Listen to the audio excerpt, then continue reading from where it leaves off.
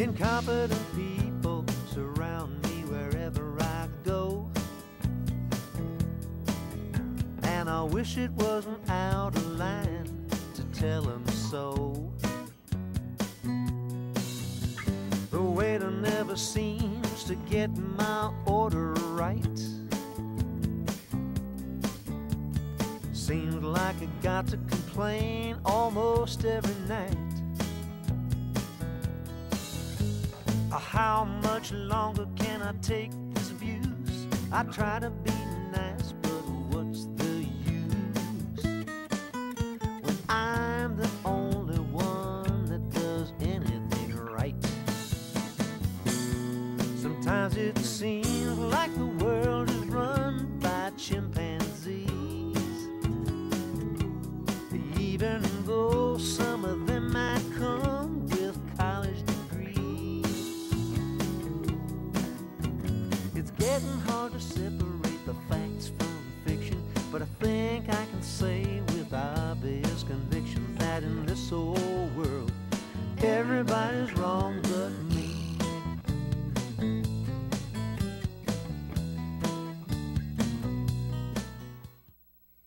Welcome to Uncommon Sense, the show where sense matters more than dollars and truth matters more than political correctness. I'm your host, Charlotte Laws, and today we're going to be discussing how strangers can affect your happiness, medical interns and sleep deprivation, Blagojevich, the Illinois governor, and how MSG in food should perhaps be disclosed since it's potentially making millions of people sick, among other topics. But first I want to introduce my esteemed panelists. We have Mr. Charles Parselle, who is a well-respected lawyer and a mediator and happens to be my husband. Hello, Charlotte. Welcome to the show.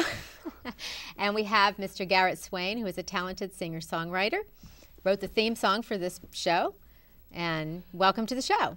Thanks for the plug. And the first topic has to do with happiness, and studies show that you are more affected by the moods of people that are a little removed from you than people that are close to you. So for example, your spouse would not have as much impact on you as the person living down the street or people at your office that you come into contact with but are not your best friend. And so, and also just the fact that other people's moods and other people's happiness does have a great effect on people, which is kind of an interesting thing. Do you find that? Do you find that other people, that who you're around, it's like the lie down with dogs, get up with fleas type thing of, you know, if you're around people that are sad, you're going to be sad. If you're around people that are... I think it's more the people that are closer to me rather than the people who are living. That's what you would intuitively think, but this study they found different. I mean... Well, I think they're wrong. You think they're wrong, okay. Well, I don't know really, what do they really mean? I don't know what they mean, but I don't know what they mean. Say my neighbor gets out of bed, very upset, and has a fight with his wife. Horrible to think that could happen, but we wouldn't even know. Well, no, you have to have... Are we affected in this way? No, you have to have some contact with them. It Does can't this be go someone through you the never wall? see, obviously. It So has to be... No, you have some contact. It can't be a neighbor that you never have contact with. Could it be the postman? It could be the postman who delivers very happily to your door. But they've also, you know, they say that, you know, like being overweight is socially contagious, or when you're trying to quit smoking, you know, that kind of thing. If you're around people that are thin, you're more likely to be thin. So it's kind of along the same lines. So in other words, if you get out of bed in a foul mood, it's never happened, but theoretically it could happen, I would be less affected than if I went to fill up my car and your regular your attendant is in a happy mood or in a bad mood. Mood. So right. Can you buy into this, Garrett? I mean, it does seem far-fetched. This is, and a lot of people are questioning the I'd whole like to see research. the research data and the methodology by which, you know, you come up with a lot of strange studies. So it's amazing all the odd research out there. There's a lot of it. Well, what about medical interns and residents in hospitals who currently they can work as many as 30 hours straight, 80 hours a week, only 4 days off per month, and which is a lot of hours. And, and obviously there are a huge increase in medical mistakes because of the fact that these interns and these residents work so many hours.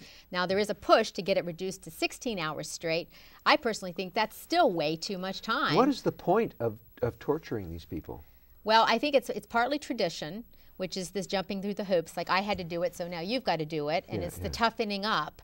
But also, apparently, and I don't understand the rationale behind it, but one hospital was, person from a hospital was quoted saying that the hospital would lose $500,000 if they were to, in a year or something, and if they were to cut the hours down of these particular residents. It's just a free source of physician labor. Labor, I suppose. Cheap free source of And they also said that if you pass off to different interns, you know, you have a patient and you keep passing it off to other interns, that they say mistakes can occur that way because one intern is not as familiar with the patient as the previous one was. Right. Now, I just think that's an excuse, and I think the hours should be way dropped, much lower than even some 16. compromise should be found. I mean, I think 16 is even too much. It's a tricky problem, isn't it? The medical profession has been doing this for a very long time. Yeah. They're not stupid. But would you want, say, a root canal or a big filling to be filled by your dentist who'd already been on the job for 17 hours? No, they don't do that, do they? They have a very physical, hands-on job. They work probably 8-hour days. Truck drivers can go 11 hours, and airline pilots can go 8 hours by law. Now, of course, these are the 30 hours straight is actually regularly not adhered to. So they did a survey of the students. And meaning they go beyond 30? Yeah, they go beyond pretty regularly. Like 85% of those interviewed said that at least once a month those rules are broken and they end up working more hours than they are supposed to by law. Well, they do catnap, don't they? Sometimes they have a whole night. Well, if you watch Grey's Anatomy, they're usually screwing in the broom closet when they should be sleeping or something like that. Maybe the reason for this is popular demand by the interns. They will fight rather than give up their rights. They're screwing time. Well, Blagojevich is the next topic. Oh, I'm sorry. Did you have something else to say on this? I want to thank Garrett for solving this problem. That explains the long hours. He does. Yeah, and you know, if as a patient one has to sacrifice one's life right. for the dating habits of interns, so be it. Well, Blagojevich has been in the news a lot, and you know the governor has been accused of going on a political corruption crime spree, and he's now under arrest. And is he under arrest? The legislature, he's out on bail. He's out on bail, okay. and the legislature is trying to impeach him. They've actually run into some problems with that because now the U.S. attorney is worried that if they start having witnesses come forward to the legislature, it could compromise the case. And so I'm not sure what's going to happen with that. Right now it's still in limbo.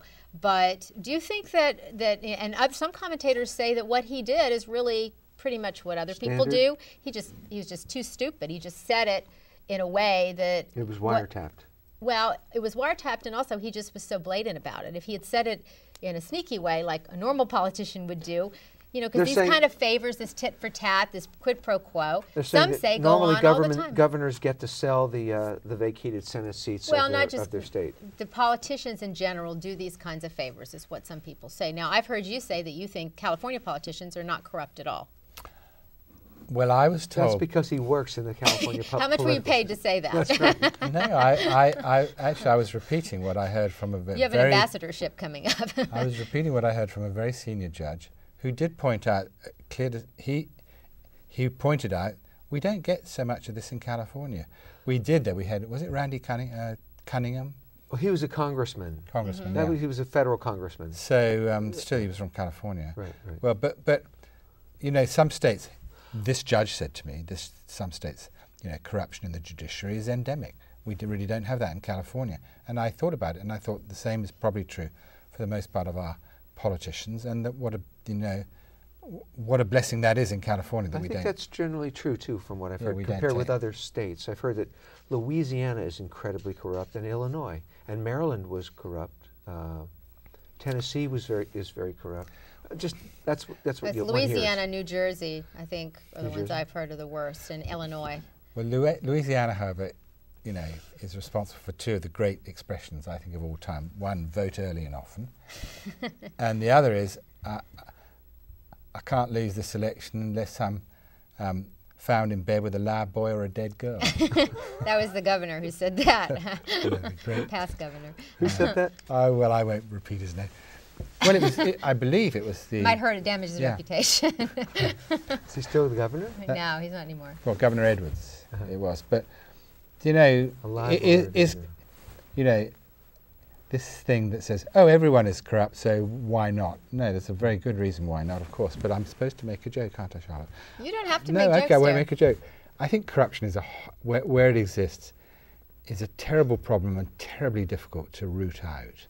Oh, it's so bad. Corruption. I think there should be. Well, you know, I think there's a little bit of corruption in the whole idea of, you know, whether this Senate seat, whether there should be a new election or not. Because the Republicans want a new election. Why? Because they want a chance of getting a Republican in. And the Democrats don't want a new election. They want someone else to appoint, you know, the assistant governor or whatever it is, to appoint. Well, their Constitution prescribes how it's done.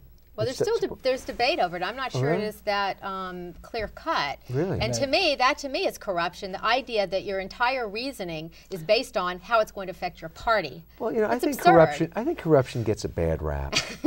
I think there should be more corruption, not less, because you know everybody's against it. All right. No, comedy, gravity. All right. Gravity here. I know you performed at the Comedy Store too, so we have a lot of high expectations for you, Mr. Parselle. Corruption is a terrible thing when you see it, for example, which we read about we read about corruption endemic in the Mexican police. How do you solve a problem like that? Is it bad? No, yes, it's very, very bad. It is terrible. It's horrible. It means that one whole section, especially if it's the politicians at the top, are making war on their own people. How do you solve it? Hard. That's why Mexico, which is a nation with many, many natural resources, remains a third world nation, because corruption is so endemic in their system politically. I mean, just from the time the conquistadors came and they built it in, and that's why they can't seem to to just get rid. They have they have oil. Yeah. Oil resources. The camera should be on him. Oh, now the camera's on me. I know this is like a really awful thing. But we see this thing right now with this guy Bernard Madoff. Yeah. Bernard Madoff. Blagojevich is like I've heard about him. A Commonwealth Garden corrupt, but the Bernard Madoff. Ponzi scheme guy. I mean, how much damage does this corruption do? The answer is a lot. Unlimited. Yeah. A lot. Yeah.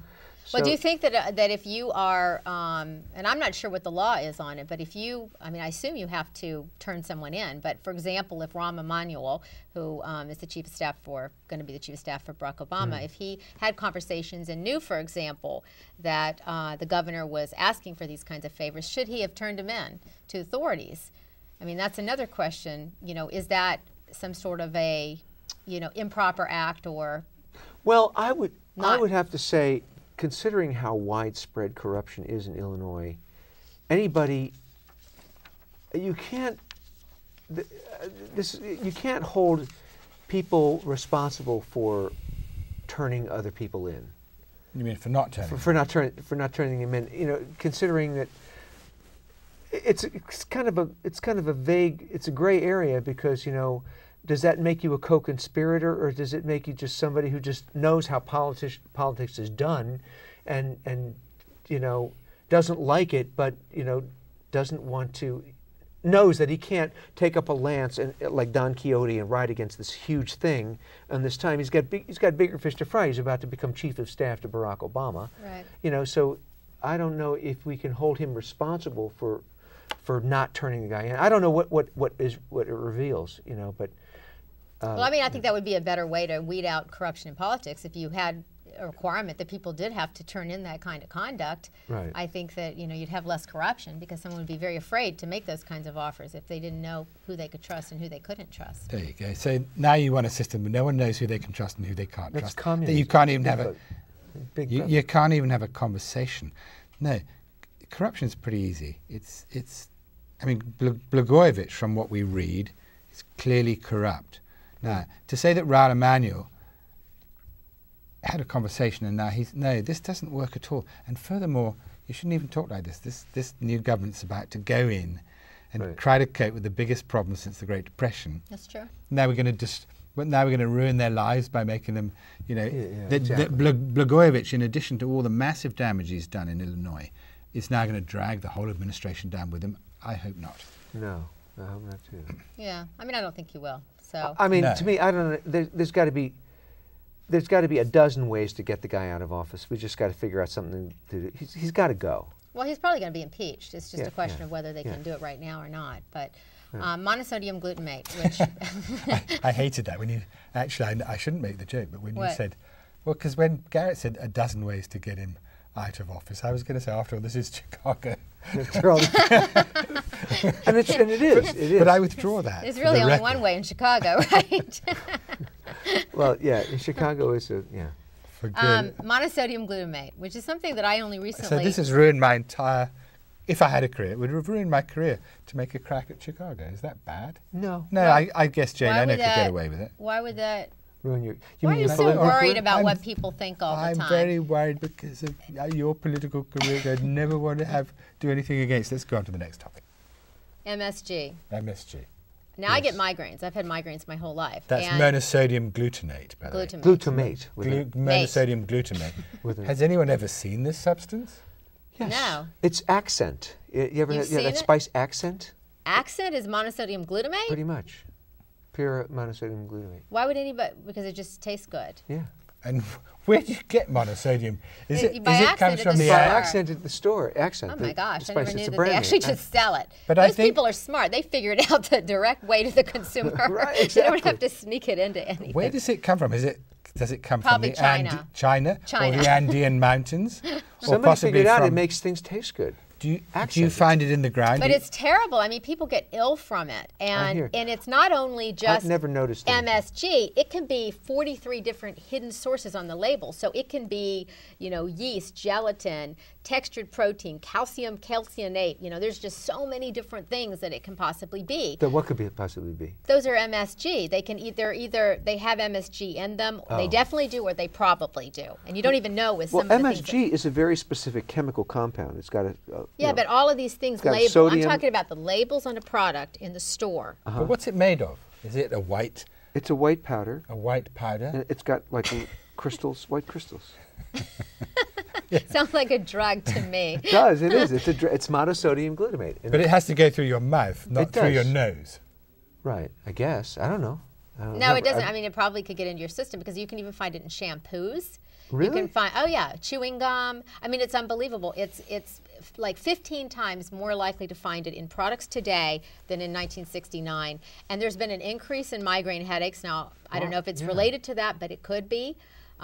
We've had, people with asthma. We have people. I watched a 60-minute show on it. It was an old 60-minute show that they did on it, and they had people who've been rushed to the hospital and people that get very ill if they come into contact with it. And yet there's no disclosure requirement. I think it's absolutely ridiculous that food manufacturers are allowed to get away with not disclosing the content of their foods. The Food and Drug Administration has come up with standards as to which drugs need to be disclosed and which don't. And apparently they've decided that monosodium glutamate belongs on the list that doesn't. I'm assuming. Well, no, I think it's the food industry has very powerful lobbyists, and that's why they're able to get what they want. Because even the food industry admits that that 2% of the people are affected negatively. This is what they claim is their statistic. 2% of the people, that's 5 million people, are negatively affected by MSG, yet they don't feel that they need to go to any trouble to disclose this. Other sources will say 40%. I mean, it's a huge percentage of people that are in some way negatively affected. So, well, the Food and Drug Administration is influenceable by, it can be influenced by lobbyists, but the lobbyists have to provide some sort of rationale. They can't just say, they just can't pay them a huge sum of money and say, okay, we'll forget it. There has to be they have to make some sort of a case. well, I mean, they get their own little researchers and they can come up with whatever study results that they want. I mean, And they can. But what does it taste like? Is accent is we should have brought some for you. Is accent a white powder? Yes. Is it? What does it taste like? It's Like salt or something? it tastes sort of like salt, but it's different, and it actually tastes good. Tastes good. So what's your As you're being problem? rushed to the hospital, you go, oh, it was pretty tasty after all. I've never had a problem with it, but I know that some people do. Yeah. You know, I don't use it on my food. I don't have accent in the house. But I'm sure it's in your food and lots of things you eat and you just don't realize it. That's part of the point, is that it's extremely difficult not to eat it. Well, to me, it doesn't affect me, so it doesn't bother me. I do read labels. If I had some allergy, I wouldn't. Yeah, but you might not know, is what I'm trying to say. I mean, I've had migraines my whole life, and now all of a sudden I've realized, oh my God, I've been having MSG. I didn't realize it because it's not disclosed on packaging. I think I've seen it on packaging. I've seen it on labeling. Sometimes, but see, they can say no MSG, and yet it can be in a different form. It can be one of these other things of this, like 42 or whatever it was, 43 hidden sources. That's what I'm trying to say. It could still be in there even when they say no MSG. Right. Plus, the FDA did a study of like 85 different cookie and ice cream manufacturers, and they found that 25% of the products manufactured didn't even list all the ingredients, and some of them were main ingredients. So we have a serious disclosure problem, and we really haven't been able to do anything about it. Senator Ted Kennedy tried to pass legislation, I think in like 1991, failed, and it didn't even have to do with MSG. It had to do with other disclosures in foods, and it failed against the very powerful food lobby. I just think it's a big issue that we should pay attention to. Well, I'll do that then. Well, my doctor, a wonderful man, says you shouldn't eat anything with a label at all. Don't read labels, he said. Just don't eat things with labels. Eggs don't. Well, Charles, you're supposed to take the labels off. Your doctor gives you good advice. You should not eat the labels. No, definitely not.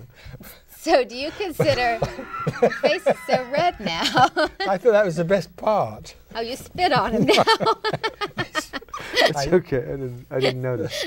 If I can tolerate monosodium glutamate, I can tolerate his spit. Charles' saliva. Which has no MSG Which in contains it. no MSG. Do you consider yourself a traditional man or egalitarian as far as giving women equal rights and equal pay and et cetera? I consider myself egalitarian. And what about you, dear? No, I think it's right. I would say egalitarian. That's the right answer. I think a man should be willing to support a woman, and I think a man should be willing to support a woman, and vice versa, Charlotte. Well, if you're a man that's into egalitarian views, good answer.